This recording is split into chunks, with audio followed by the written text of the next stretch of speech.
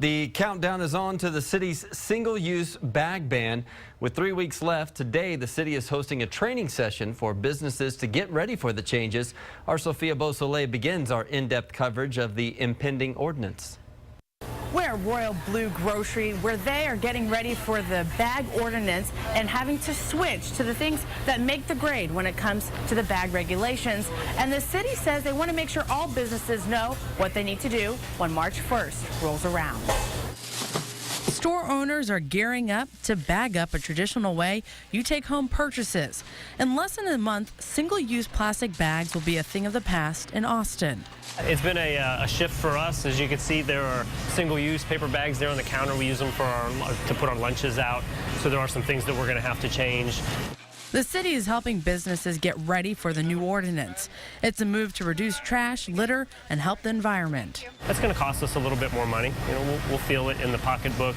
But like I said, we support it. It's the right thing to do. Royal Blue Grocery stopped using plastic bags a while ago. Craig Staley says his store still has to get the approved paper bags. So it's taken a little bit of work on our end. As long as the paper bag has handles and is made of at least 40% recycled content, then it would pass muster for the city. Wheatsville Food Co-op says it's already weeding out its plastic bags. The city says plastic bags have to be a certain thickness, and cloth and other reusable bags have to be made out of durable materials.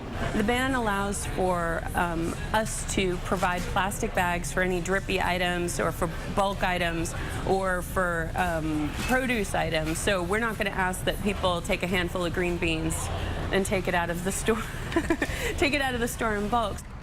The city has those sessions today. They had one this morning, and there's another one tonight at 6:30. You can find out more information about it on our website, KXAN.com. Reporting downtown, Sophia Beausoleil, KXAN News.